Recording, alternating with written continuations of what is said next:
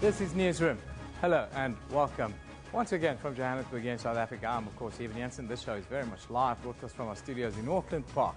We are also streaming live on YouTube right now with a whole show available all day on our YouTube channel. That's on demand. Now this morning, well, we will talk to COSATU President Stumu Dlamini about the expulsion of Zwelinzima Vavi from the Labour movement. We also get an update from Nigeria after the groundbreaking election win for General Muhammadu Buhari. Also later, Mandarin will be introduced as a language option in South African schools. What do you think? At SABC Newsroom, that's where you give us your views on that. And we'll close today with a look at World Salt Day, its objectives and what it means to you. Yes, we consume way too much salt in South Africa. But first, let's get the day's news from Anine Dormal.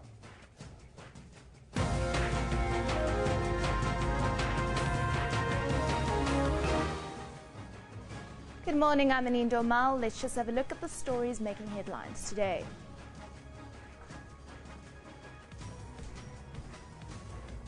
President Jacob Zuma has congratulated Muhammadu Buhari on his election victory. Nigerian President Goodluck Jonathan conceded defeat to the opposition leader yesterday. Jonathan has also urged his supporters to follow due process in challenging their frustrations at losing the election. Buhari is now the first Nigerian to oust an opponent through the ballot box.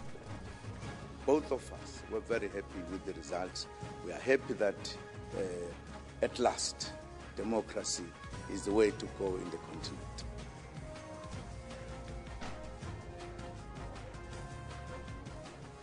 The decision to sack COSATU's Secretary General Zwelinzima Vavi will not further weaken the organisation. So say the Labour Federation's leader after COSATU announced Vavi's dismissal for gross misconduct. The news was confirmed by COSATU's national office bearers following a two-day meeting of its Central Executive Committee yesterday. COSATU based its decision on Vavi neglecting his duties by not attending 3 meetings, abusing COSATU's resources and undermining attempts by the ANC to bring about unity in the organisation. Suspended Police Crime Intelligence Unit head Richard Mdluli is expected to be back in court today. The Lieutenant General and Colonel Henny Barnard will appear in the Pretoria Commercial Crimes Court on fraud charges. The Supreme Court of Appeal earlier ruled that charges against Mdluli be reinstated following a decision by the National Director of Public Prosecutions. Mdluli also faces a separate set of charges predating to his time as the head of crime intelligence. He was allegedly involved in the murder of Opa Ramokhibe. The Facebook assassination claim of Timbani Shabane has landed him in hot water. Shabane has been arrested after claiming the collision in which late Public Service Minister Colin Shabane and 2 others died was planned. He is expected to face 3 charges when he appears in the Polokwane Magistrates Court tomorrow. Shabane has, however, written an apology to the bereaved families, the ANC and the general public, saying the statement was without evidence. The Shabane family says Timbani is unknown to them. Traffic authorities in Limpopo are bracing themselves for high traffic volumes. This as volumes are expected to rise on the N1 to the Baked Bridge and Groblersberg borders post with Zimbabwe and Botswana respectively. Holiday makers will be making their way to various destinations for the Easter long weekend. Thousands of ZCC and St. Ngena's ZCC members will also be travelling to Moria near Polokwane for the annual Easter pilgrimages. And economists are warning that the latest price hikes could push inflation beyond 6% by the end of the year. The price of petrol went up by R1.62 at midnight, bringing the inland price to R12.83. Diesel now costs R1.24 a litre. Meanwhile, electricity has increased by almost 13% for Eskom's direct customers. In July, electricity prices will go up by more than 14% for municipalities. Remember, you can find all of those stories on our Newsroom Facebook page. Just search for Newsroom. You can also follow us on Twitter at SABC Newsroom. Evan, over to you. Yeah, thank you very much, Anine. Now, Nigerian President Goodluck Jonathan has conceded defeat to opposition challenger Muhammadu Buhari. He's also urged his supporters to follow due process in channeling their frustrations at losing the election over the weekend. Northern Nigeria erupted in celebration at news of the stunning election victory by more than 2 million votes. Buhari seized power in a military coup back in 1983, but he is now the first Nigerian to oust an opponent via the ballot box. Jonathan's People's Democratic Party has been in charge since the end of army rule in 1999, but have been losing popularity due to corruption scandals and the rise of Boko Haram's Islamist insurgency in the northeast of that country. Now, senior researcher for the South African Institute of International Affairs, Churimo Hengari, is with us here in the studio this morning. Very good morning to you. Thanks for joining us. Thank you. Good morning, Eben. A new president. It's almost unheard of in Nigeria. Well, it's unprecedented to be beaten at the ballot box as it is. Are we seeing the new chapter, as people are calling it, in the world or in the life of Nigerians? Well, I think it's a very important chapter in the life of Nigeria as a state. Since 1960, the country has never seen the change of political alternatives in a manner that is peaceful. It has always been through a coup d'etat. So I think it's a very important chapter for that, for Africa's most populous nation and also Africa's largest economy. Let's talk about the poll itself. What do you think was the thing that swayed it in the end? Was it a nation tired of endemic corruption that believed Muhammadu Buhari's campaign, that he was going to be the man to put an end or to put a damper on rampant corruption in Nigeria? Well, I think it's also a population that was looking for another alternative, because since 1999, Nigeria has largely been ruled by one party. So I think you also have a combination of fatigue with one alternative, and also the issues that we've just mentioned, including corruption, and not to mention the rise of Boko Haram in Nigeria, which has created a very fragile state. You talk about Boko Haram, and Muhammadu Buhari is known as a strong man, a military man at the end of the day. Do you believe that people believe that he's the guy to really crack down on Boko Haram and really bring the northeast of the country back into line? I think possibly his tough rhetoric on the question, and also him running on a platform of change, somehow swayed the dynamic in his favor. But his rule for 20 months from 1983 to 1984 was seen as sort of a period where Nigeria, where many Nigerians saw discipline in the civil service, even though some of the methods were quite questionable. So I think there is belief that General Buhari would bring change to Nigeria. There was a lot made of the 6-week postponement of the election. It was said to be a time that was needed to crack down on Boko Haram and make sure that his election could go ahead and be free and fair. Do you think that the back of the Boko Haram revolution, as it is, has been broken by military operations beforehand? Well, I think to a certain degree, yes, because Nigeria apparently over the past 2 decades has not renewed its military infrastructure, and it only did so from February, and with renewed determination on the part of the government of Goodluck Jonathan to deal with Boko Haram. I think we saw the requisite changes in the dynamic in the northeast. And I think it's also important to note that the regional cooperation through the regional multinational force also changed the dynamic. When Nigeria came on board, I think Boko Haram was to a certain degree also defeated. Were you surprised by the demeanor of Goodluck Jonathan, not just after the defeat, but also before the election? Friday last week, he gave Muhammadu Buhari a hug beforehand and said things like, we'll accept whatever the outcome of this election is, but really kind of set the tone for how this election went ahead. You surprised that this kind of statesmanship that hasn't really been seen before? Well, I think I was not surprised, because when Goodluck Jonathan came into power in 2011, his characteristics were already known. He was seen as a modest man who was likely to clean up Nigeria. So his demeanor is really that of a humane person who who was likely to also behave that way. So I'm not really surprised. What's the message this election is sending to the people, but more importantly, the politicians who've always seen political office as a gateway to self-enrichment in Nigeria?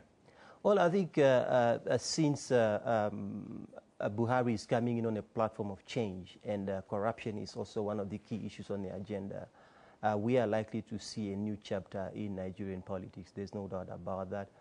Many Nigerians are tired with a corrupt political system that has led to bad service delivery. Now, the transition. Let's quickly talk about the transition. It's not just the next couple of days, it's the weeks and months ahead. Do you expect this transition to be peaceful and with the best interests of all the people of Nigeria to go ahead peacefully? Well, one can only hope, especially since the outgoing president, Goodluck Jonathan, issued out a communique in which he urged his supporters not to take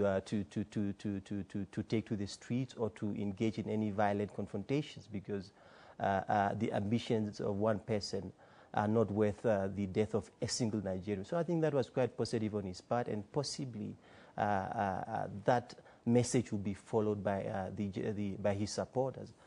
So it is still early to tell. There's no doubt about that, whether there will be violence or not, because Nigeria's politics is a combination of ethnicity, religion, which at times can be also very toxic. Yeah. Well, we hope it's a peaceful transition. Until now, it's been very positive. It's been a fantastic advertisement for democracy on the African continent, especially in West Africa. Thanks for joining us this morning. Thank you. Thank you.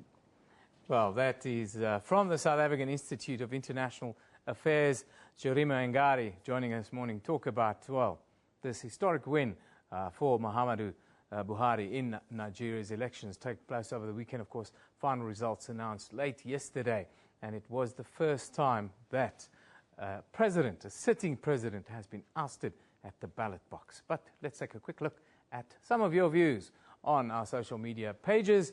Farang says, General Muhammadu Buhari of APC Nigeria is hereby returned the winner of the presidential election 2015. Nigeria decides. Yes, it's been a fantastic day for politics on the African continent. I congratulate President-elect General Muhammadu Buhari on his epic victory in the Nigeria Decides. May his reign be that of change. Yes, everybody wants change there.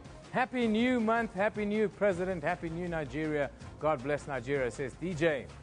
And there you have a picture of the Daily Sabah. Say, Buhari declared the winner of Nigeria's presidential elections. And there you have pictures of celebrations that have been pretty much all over the northern parts of that country. What's that? Rail Radio says, La Nigeria volta pagina triunfa, as you can understand. Triumphant is what that picture is all about. We come back to, well, the big story this week here in South Africa. It's final and sealed. The Congress of South African Trade Unions has dismissed their General Secretary, Zwelinzima Vavi. Charges relate to gross misconduct following his failure to perform his duties, including the boycotting of the Central Executive Committee meetings. Defiant, Vavi have refused to attend 2 consecutive meetings in solidarity with unions that suspended their participation in protest against NUMSA's expulsion from the labour movement. COSATU also claims Vavi made public statements that brought the Federation into disrepute. Now, to talk about the latest developments and the way forward for the labour movement, well, we are quite fortunate to be joined in studio today by COSATU President himself, Dumo Dlamini. A very good morning to you, sir. Thank you for joining us. Good morning, sir. Thank you for having us here in your studios. I want to take you back. We start this. A couple of weeks ago at the funeral of J.B. Marks recently, President Jacob Zuma begged for unity within the labour movement, and at that time you agreed with him. What happened now with the expulsion is the exact opposite of that call. What does that say about the labour movement and the relationship it has with the office of the president? Firstly, we welcomed the President's call, and it was actually our cry for quite a long time before he made that call, that we needed a platform where we should be able to sit as the alliance partners at the most highest levels, deal with the issues confronting the alliance, but deal with the issues of the unity of the alliance. I have a difficulty appreciating and understanding your analogy of unity. You seem to be suggesting that unity is unity only when the General Secretary of, former General Secretary of COSATU is within, not looking into the effect of the damage that was happening in the organization at the time the CEC had to take that decision that to let go of him was the best way, even if you want to forge the unity. That is in itself a very divisive statement that you're making, sir, because you infer that Mr. Vavi has no support within the labour movement and that he's an entity on his own, which of course is unacceptable, not only for Mr. Vavi, but then all his supporters, which again flies in the face of all the calls for unity within the labour movement. You've got to look at it also this way. Should COSATU allow itself to continuously be divided on the basis of support of an individual or on the basis of support of the unions that would have chosen not to boycott COSATU? They have not boycotted COSATU. They are simply staying out of the Central Executive Committee. Now, an organization has to make a balance. Do you continue on a downward slope because there are different views, even when there is the wrong that has been committed in the organization?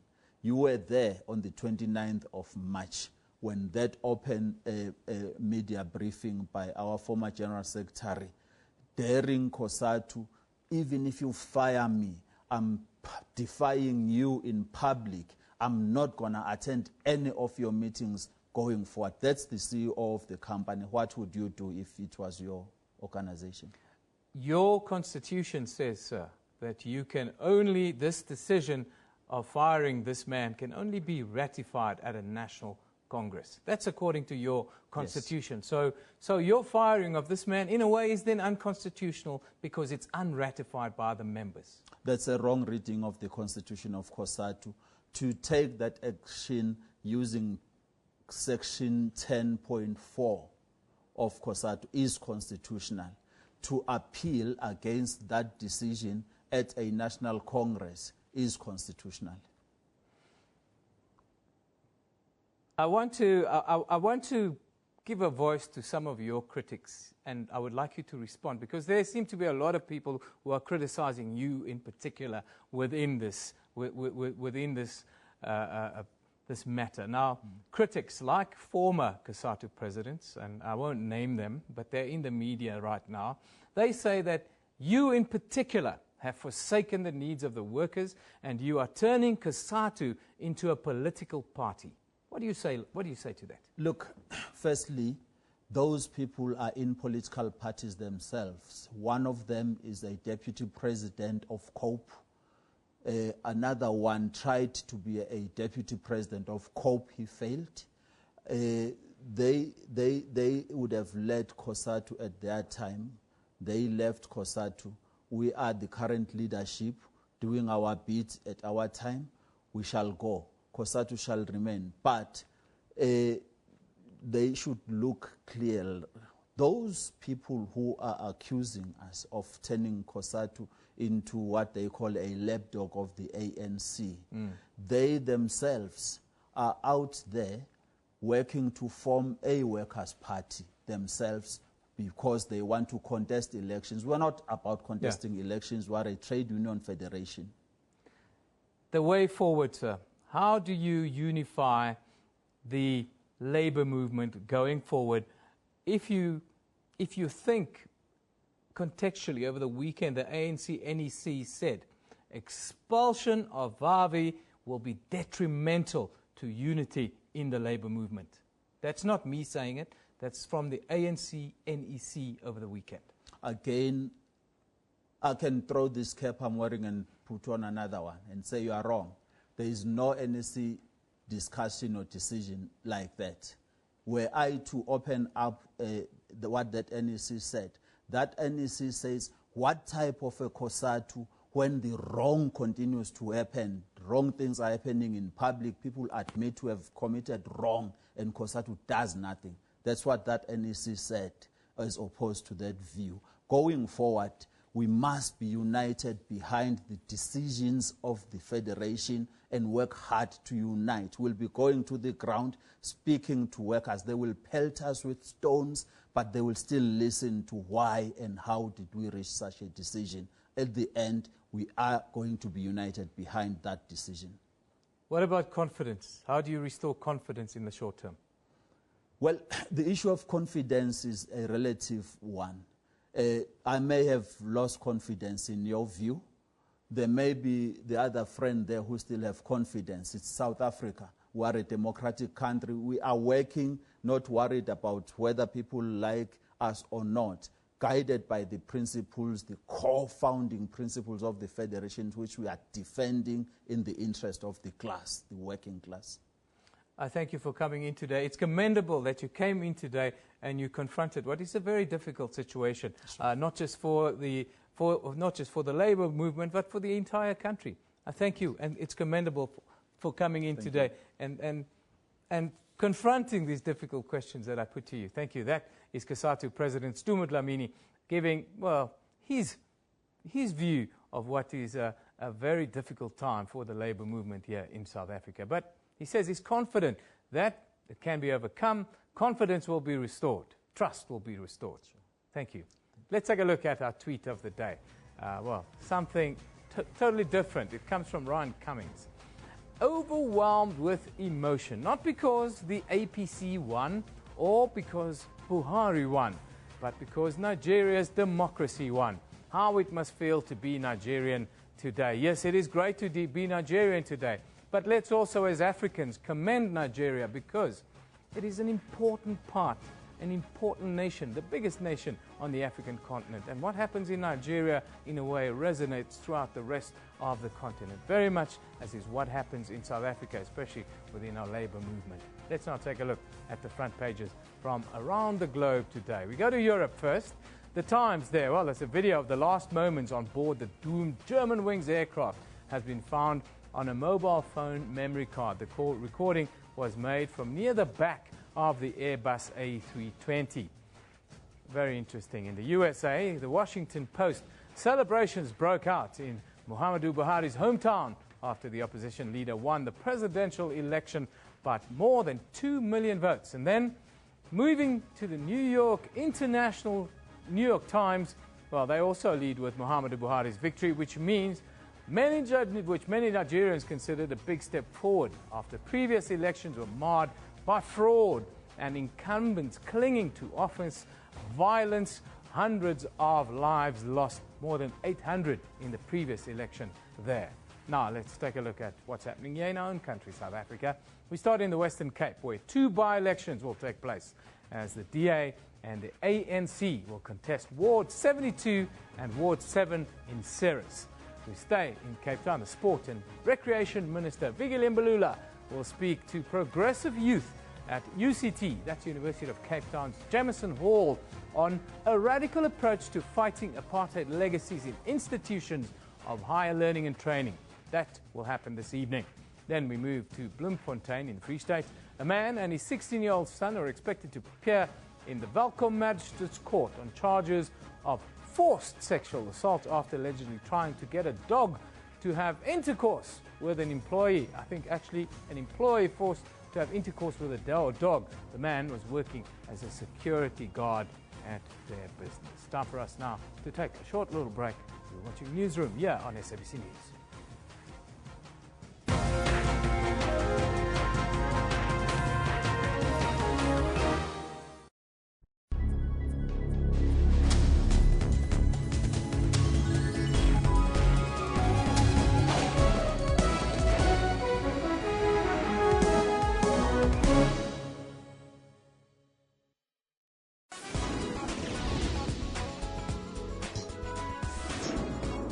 Cameroon's economic capital, a unique art collection is on display. Titled Yesterday's Memory, Tomorrow's Memory. We are trying to preserve this heritage despite many things that have changed in the designing, embroidery and the model. If I'm telling you, you don't like it, I call it defeat. Join Musam Khalipi on Afro Showbiz every Saturday at 19:30 CAT.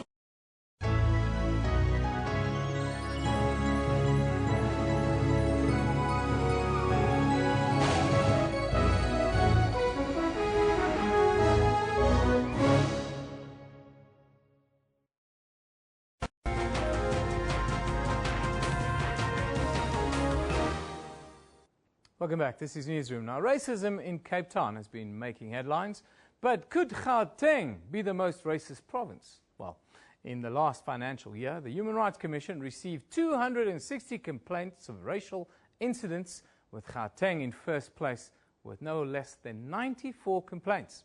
However, it isn't clear whether this is indicative of actual racism in the province or whether other factors are influencing the high numbers. To talk to us about this, we are joined in studio from the South African Human Rights Commission. It's the spokesperson, Isaac Mungena, is with us this morning. Good morning, sir. Thank you for joining us. Good morning, thanks for having me. This is an interesting report with all the complaints that you've received. What does that tell you? How do you decode this report? Look, I think we need to clarify one thing, that this is not a scientific survey, one can put it that way.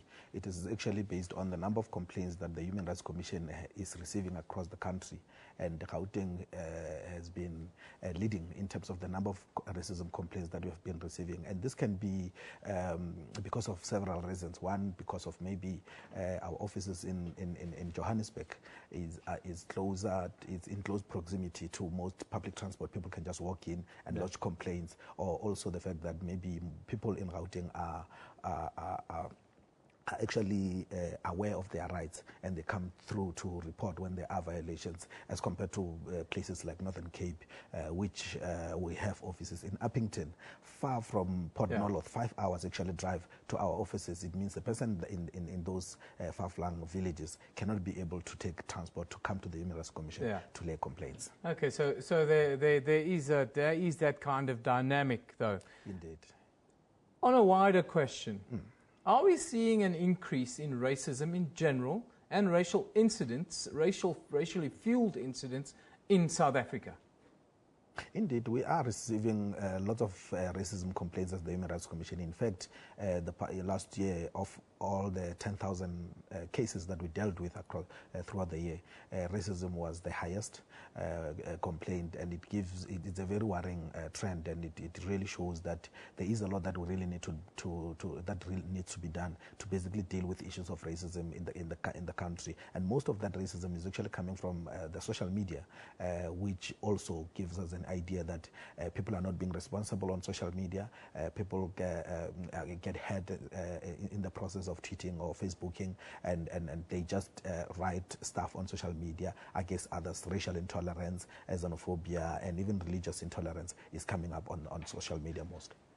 We see a lot of this kind of social media, online racism happening on the pages of media outlets, where on these kind of blogs and forums, people can come on anonymously and leave all kinds of comments. At the Human Rights Commission, do you believe that these publications, these media houses should take responsibility and more responsibility for the kind of comments that appear on their blogs and pages? Indeed, we actually raised this issue with the editor, SANEF, last week on Friday when we met, around expressing concern around the kind of comments that are coming up on social media and also on news websites, but also not trying to stifle debate and information sharing. We're basically saying there should be a way to be able to censor some of this derogatory comments that are coming up, and we should find a way to do that. But not only media houses, even individuals themselves. You would have seen yesterday. Actually, it's in the news today, whereby Sunette Bridges, the African singer, was actually accused of creating a platform for racism. But we reached a settlement with her, and she actually agreed to actually help the Human Rights Commission in this, and she agreed that some of the comments that were made, not necessarily by her, but by the people, her followers or supporters, she is or responsible friends. for that. She was not basically telling them that no, this is not the platform to use that. So even other people should actually be aware of that kind of judgment that was made by Judge Desai in Cape Town yesterday, that you can be held liable for the comments that are made, not necessarily by yourself, by other people on your wall. Another issue we're battling with in South Africa is xenophobia. Xenophobia is an issue that is probably the let's call it the fight we face as a nation here in the 21st century. How are you dealing with that as the Human Rights Commission? How many complaints are you getting, and how are you coming to terms with what I'm sure are an influx of complaints also? The Commission has been very concerned about this and very much involved in these issues of xenophobia, trying to get communities together. And actually, we've been aware of the simmering tensions between locals, especially in the business of informal businesses, the locals and foreign nationals. As early as last year, when we held a dialogue between the two, alongside the UNHCR and also Department of Home Affairs, and the police were also in attendance early December, where we basically tried to find ways to basically deal with these issues of xenophobia. That was even before Soweto happened, which was early this year. And it's very concerning that we still have those kind of situations. 21 years into our democracy, we thought we would have dealt with it. But also what we want to emphasize is the utterances by some of our leaders around this, because it will fuel racism if we don't guard against what we are saying, especially as politicians, as leaders, as kings. Now, there's some sort of denial of xenophobia in South Africa. There are quarters that call it criminality and not xenophobia. How do you view it at the Human Rights Commission? We've always expressed concern that mostly government officials were calling it criminality, and that in that way it means the correct resources are not being implemented to dealing with the situation. The only resources that were deployed were the police to arrest people, find them, and then bring them back into the community, which does not really address the fundamental issues on the ground, the issues that the communities are also raising against the migrants, and also what the migrants are saying against the locals, and also the police involvement in all these other corrupt activities and many other things. So I think we really need to call it for what it is, especially if your shop as a South African is not attacked, but the next shop, which belongs to a Somali national, is attacked. That shows that you're actually doing this not because of you're hungry. You could have attacked the South African shop, but you go straight to the Somali shop. And I think that's how we really need to deal with this issue going forward. And it's a problem that everyone needs to address. Civil society at all levels, we all have to step in. And thank you for joining us today. Thanks so much for having me. That's the spokesperson for the Human Rights Commission here in South Africa, Isaac Mangana. We talk about racism in general. The numbers don't lie. Racism in general are increasing on our streets. It's all of our responsibility to deal with racism, but also to deal with xenophobia. We cannot dismiss it only, as the Human Rights Commission says, criminality. But let's have a look at your tweets. What are you talking about? I think we're still talking about Kasatu. Zitilele Kwaja says, Nimsa gone, Vavi gone, who's next? Kasatu CEC. Well, nobody it seems. We're now talking unity. Vusi King says, we continue to call on a total ban on labor brokers. Kasatu CEC. Don't they have any other ideas? This topic is tired and not progressing. That one from Vusi King. Tommy Dixon, that's Mr. Delivery. That's our own Tommy Dixon from the Eastern Cape, our assignments editor there. Very informed man. Who knew that Vavi could be dismissed from Kasatu CEC? True, it's tough out there. Yes, my friend, it's a jungle out there. Thank you, Tommy Dixon. That's a tweet from Tommy sending it in to us to give us his view on this. Well, it's an emotive subject here in South Africa. The Labour Federation is split. Today's picture of the day, though, takes us somewhere else. It comes from Lerato Tipa Khoisan, the Khoisan movement in Port Elizabeth, demanding the statue of Queen Victoria be removed. This one from our very own colleagues there in the Eastern Cape. That's the SABC. That's Tommy Dixon's office, mind you. There you have a picture of the Khoisan movement. Busy. Are they defacing Queen Victoria's statue there? Oh, that's the Khoisan movement. They're saying that Queen Victoria came here. Well, Jan van Riebeeck came before Queen Victoria. But let's take a look at what's happening on our Facebook page. That's the Newsroom Facebook page. Now, economists have warned that the latest price hikes will push inflation beyond 6% this year. The price of petrol rose by R1.62 at midnight, bringing the price of 95-octane petrol inland up to R12.83. Then, President Jacob Zuma and his Algerian counterpart have agreed to ensure that bilateral relations between the two nations translate into increased economic and trade relations. And then, the United Nations Human Rights Chief has raised great concern about the fast deteriorating situation in the Yemen, warning that the country is on the verge of total collapse. You can find all of those stories and a whole lot more on Newsroom Facebook page. You can also visit our website, sabc.co.za. It's /news for all the updates all of the time. Time for us to take a break. You're watching Newsroom on SABC News.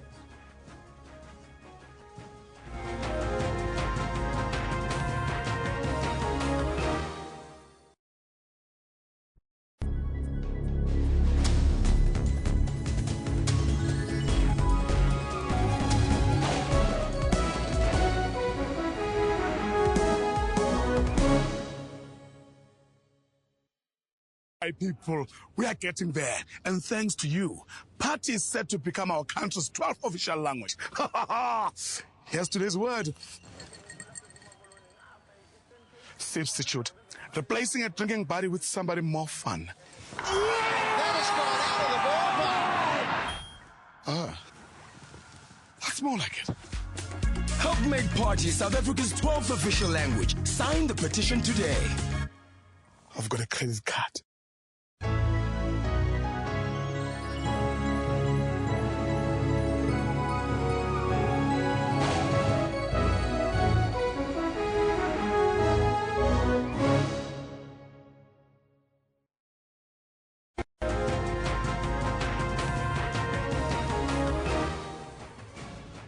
Welcome back. You're watching Newsroom on SABC News. Let's just have a look at the stories making headlines today.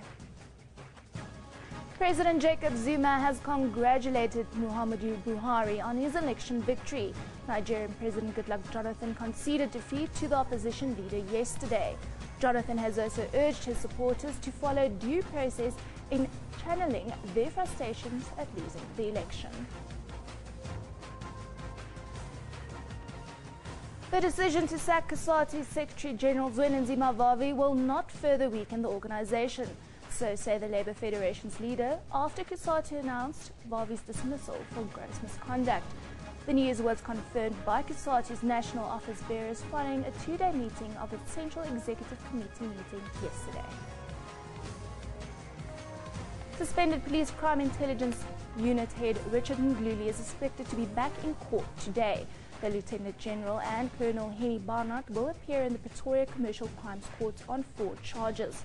The Supreme Court of Appeal earlier ruled that charges against Ndluli be reinstated following a decision by the National Director of Public Prosecutions. Remember, you can find all of those stories on our Newsroom Facebook page. Just search for Newsroom. You can also follow us on Twitter at SABC Newsroom. Evan, back to you. Thanks, Anine. Now, next year, children from grade 4 to grade 12 will have the option of learning Mandarin as a second additional language. Plans to have Mandarin taught in schools were revealed last year, the 20th of March, when the department announced that Chinese curriculum would be developed with the help of the Chinese government. Now, to talk to us here about this, we are joined by the spokesperson for the Department of Basic Education, Elijah Mhlanga. I'm glad it's not that long title anymore, Elijah. It's now a spokesperson for the department. That's good. Thank you. Talk to us about Mandarin. Why Mandarin? Why not? We already have Greek, we have Latin, we have Urdu, we've got Tamil, we've got French, we've got Portuguese. We have up to 15 languages that belong in that category of unofficial languages that are available in our schools as optional. and Mandarin is joining that list. Now, you know the critics, I had critics right here in my workplace who came out this week and said, oh, we have 11 official languages and we're battling to teach the children some of the African languages. Why do we bring Mandarin? Why this? Of course, I agree. We should bring in Mandarin because it's simply another extracurricular language.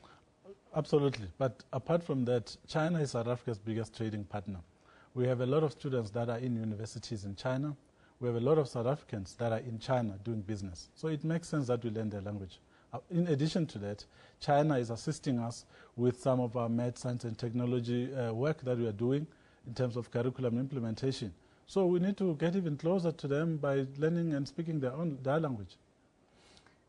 Now, it's not an easy, it's one of the more difficult languages to learn because you've got to learn, of course, a brand new alphabet and all the like. Do we have the teachers and do we have the kind of infrastructure to implement and to make it available on a sort of equal footing for all learners around the country? Well, it's optional. That means a learner can choose to take it, but it's also optional in terms of a school choosing to offer it. There are some schools that already were offering these languages. In Gauteng, I think also in KZN, in Westville, there are some schools that are offering this. So all that is new that we are saying is that if you choose to take that language, you will be formally examined for it. If a school wishes to offer this language, they will have to make the arrangements to get the teachers to teach. But we anticipate that the Chinese government will assist us through their embassy here to get teachers that are able to teach in this language. Now, Elijah, how are you going to roll this out? I understand it'll be a little bit easier in urban areas, but how do you then roll it out in the sort of rural areas where I think young people can really benefit from this kind of exposure?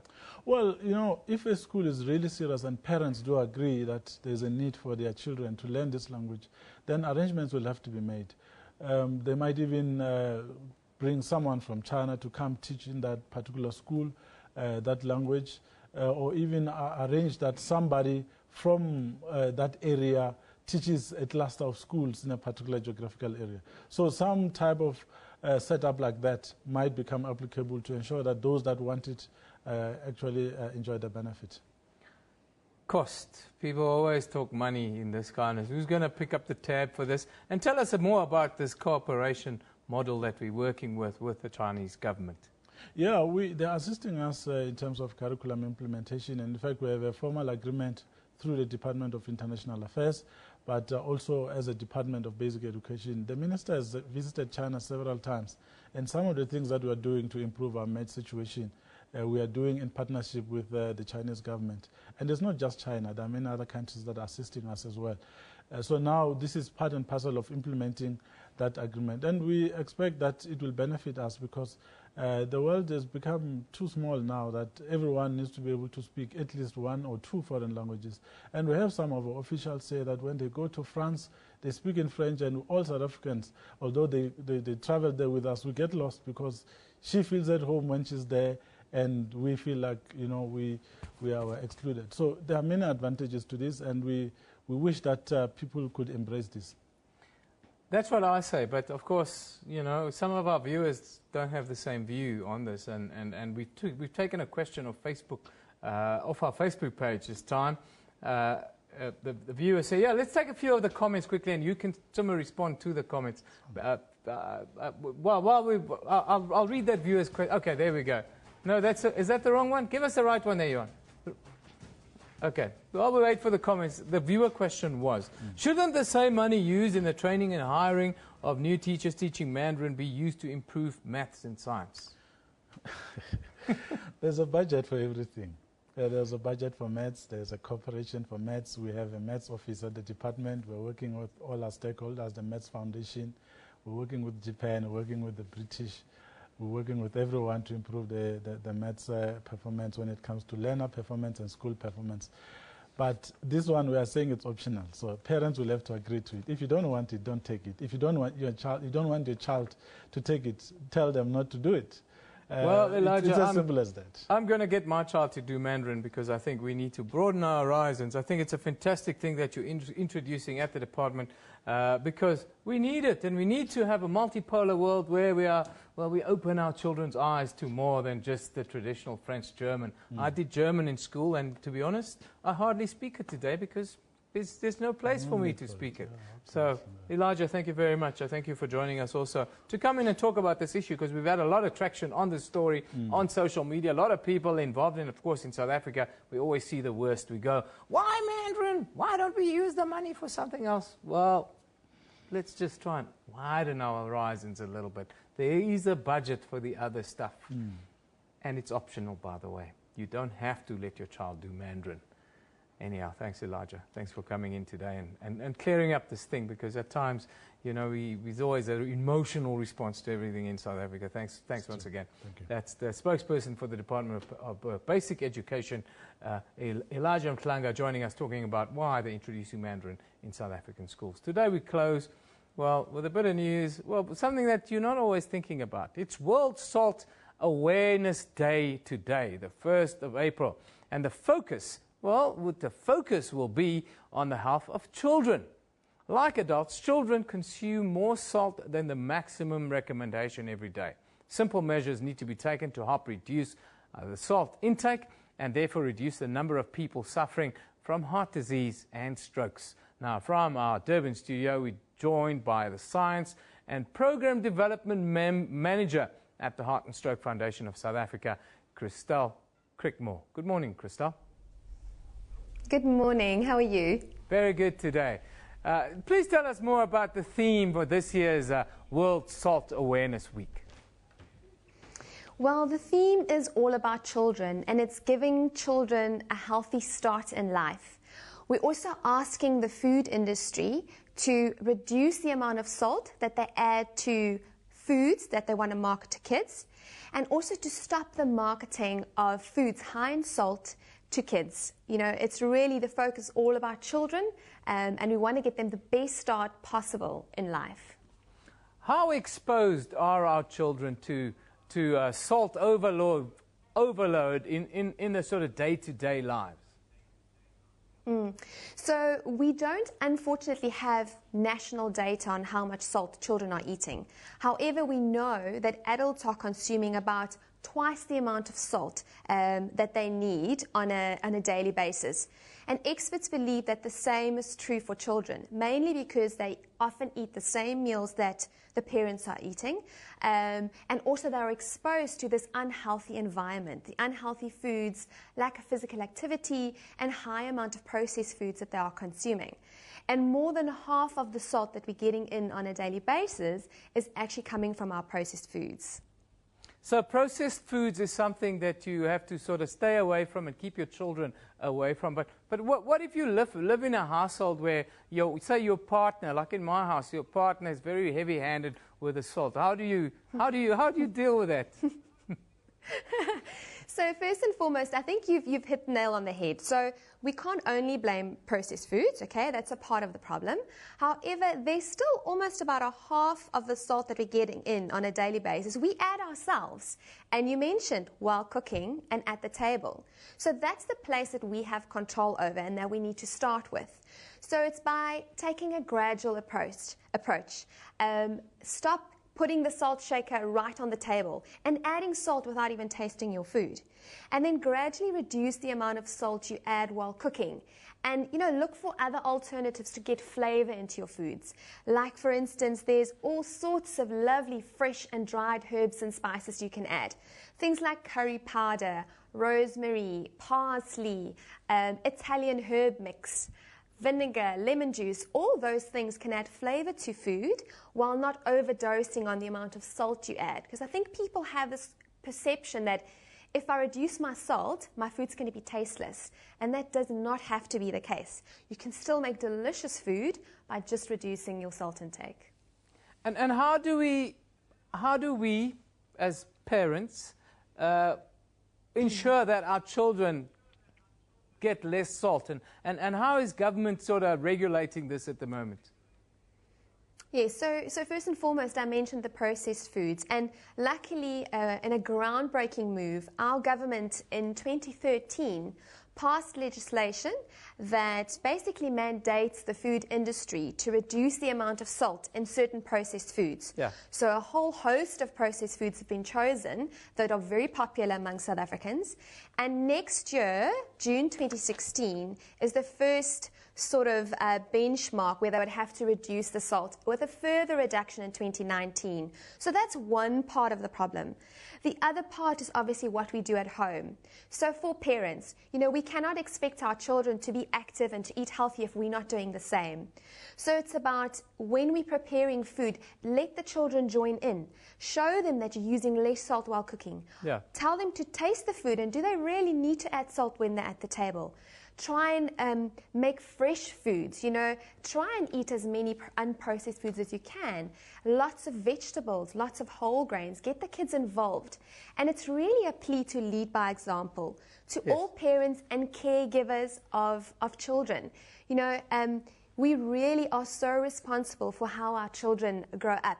They learn the taste of salt from a young age. Yes. So if you expose children to high salt foods from a young age, they learn that taste and they crave that taste later in life. And a high salt intake for children predisposes them to high blood pressure, heart disease, stroke, and many other diseases at a much younger age than what we expect to see. And that's really the shocking trend that we would like to stop. Thank you very much, Christophe, for joining us today and giving us a heads up. It's much worse than fat is salt. Thank you very much. That's Christelle Crickmore from the Heart and Stroke Foundation of South Africa. World Salt Day, World Salt Week. Eat less salt. We're going to wrap up today with, revisiting Trevor Noah. Now, after being announced as the new host of The Daily Show in the United States, yesterday, Noah was accused of anti-Semitism and sexism after his followers began to retweet and comment on old posts which others found to be anti-Semitic, sexist, and some just crude, especially the ones about the fat girls. Now, here's a look at what people were saying on Twitter. Now, Joyce says, Trevor Noah is only 31. Humor is often offensive, but we don't mind so long as it doesn't offend us. Should give him a chance, she says. Zaxum Dar says, xenophobes have dug out every inanity Trevor Noah ever uttered. None worse than inanities by USA comedians, and are crucifying him for them. Nash says, Twitter might just bring down Trevor Noah before he ever sits at the anchor desk. Think before you tweet. The internet is forever, says Nash. Devin Farachi says, why can't Trevor Noah tell jokes more like these ones on my t-shirts and mugs? Yeah, whatever. Trevor Noah himself says, to reduce my views to a handful of jokes that didn't land is not a true reflection of my character nor my evolution as a comedian. I support Trevor Noah. I love Trevor Noah. I say everything can be construed as anti-Semitism, racism, whatever. The guy's a comedian. He makes fun of everybody. That's what you're supposed to do. That's where we wrap it. Newsroom is broadcast live from our studios here in Auckland Park, Johannesburg, every weekday morning between 9 and 10 a.m. The show repeats at 2 in the afternoon, with a rebroadcast at 5 a.m. the following day. We also stream live on YouTube at that time, with the whole show available on demand on our YouTube channel. This is SABC News. You've been watching Newsroom. We simply love it in the morning.